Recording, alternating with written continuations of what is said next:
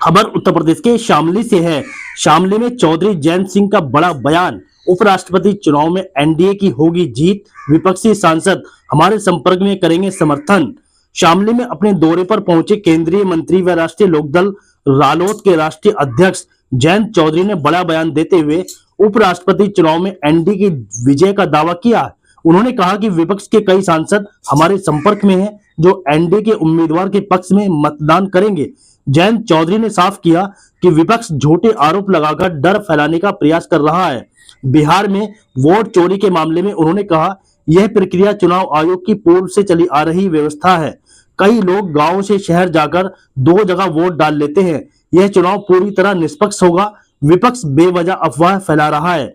वहीं उन्होंने कृषि क्षेत्र को लेकर केंद्र सरकार के जीएसटी सरलीकरण पर भी बड़ा बयान दिया। जयंत ने कहा, अब ट्रैक्टर और कृषि यंत्र पर जीएसटी में राहत दी गई है, जिससे किसानों को भारी आर्थिक फायदा मिलेगा।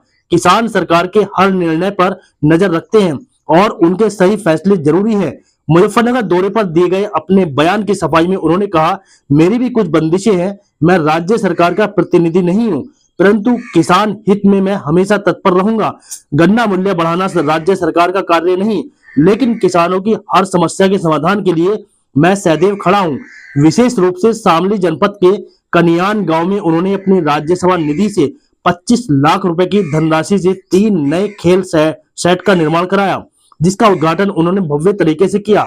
जयंत ने खिलाड़ियों को खेलों के प्रति उत्साहित किया और बताया कि यह पहल खेल संस्कृति को बढ़ावा देने के लिए की गई है। शामली में किसानों और खिलाड़ियों के हित में कदम उठाते हुए जयंत चौधरी ने फिर से अपनी राजनीतिक सक्रियता का परिचय दिया। छत भी है तो मौसम बाहर जैसा भी हो, बारिश हो, धूप हो, यहाँ कबड्डी में की जो है ट्रेनिंग कर सकते हैं। यहाँ कार्यक्रम भी हो सकते हैं, प्रतियोगिताएं भी हो सकती हैं। और इस गांव की परंपरा रही, मेरे बगल में रविंद्र जी खड़े हैं, ये इंटरनेशनल कबड्डी के खिलाड़ी रहे। मैं समझता हूँ कि जिस गांव में इंटरनेशनली जो खेल में इतनी प्रतिभा रही है, तो अगर पूर्व खिलाड़ी भी इसमें रुचि लेंगे तो इस गांव से आगे भी और अच्छे खिलाड़ी विकसित होंगे। इसलिए इन सारी चीजों को सोच समझ के यहाँ निधि लगी है। 23-24 लाख रुपए मेरे एमपी लैट से यहाँ निर्माण हुआ। चौधरी साहब, अभी आपने किसानों को समझाया नहीं, किसानों को समझाने की जरूरत नहीं होती। किसान की तो नजर रहती है सरकार के फैसलों पे और किसान समझता है किन चीजों से उनको लाभ मिल रहा है, कैसे उनको हानि पहुंच रही है।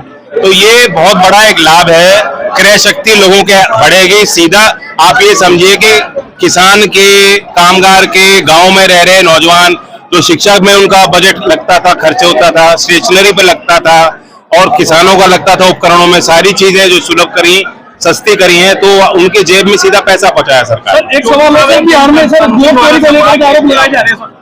बाद में आपने कहा था मेरे पे बंदिश है और जो निर्णय आप कहोगे वो मैं लेगा। पहले भी आपके कहने से वो बंदिश इतनी होती है कि राज्य सरकार का निर्णय होगा गन्ने के भाव का और वह राज्य सरकार तय करेगी। इसलिए मैं राज्य सरकार का प्रतिनिधि नहीं हूँ, मैं केंद्र सरकार में मंत्री हूँ। मेरी उतनी बंदिश और वरना किसानों के लिए मेरी कोई बंदिश नहीं है। नैतिक तौर पे मेरी जवाबदेही सीधा किसानों से ही है और किसानों के लिए लड़ रहा हूँ। बिहार में वोट चोरी का आरोप लगा रहे हैं। देखिए, सबको पता है वोट तो लोगों की बदलती रहती है। लोग अपनी वोट को सुनिश्चित करें और उसको संरक्षित रखें। शहर में जो है गांव के लोग जा रहे हैं, पलायन हो रहा है, उसके बाद उनकी वोट दोनों जगह बनती है। गांव के लोगों को पता है, प्रधानी में भी जाके वोट देते हैं। तो ये पहली बार नहीं हो रहा, ये प्रक्रिया चुनाव आयोग समय समय पे करता है।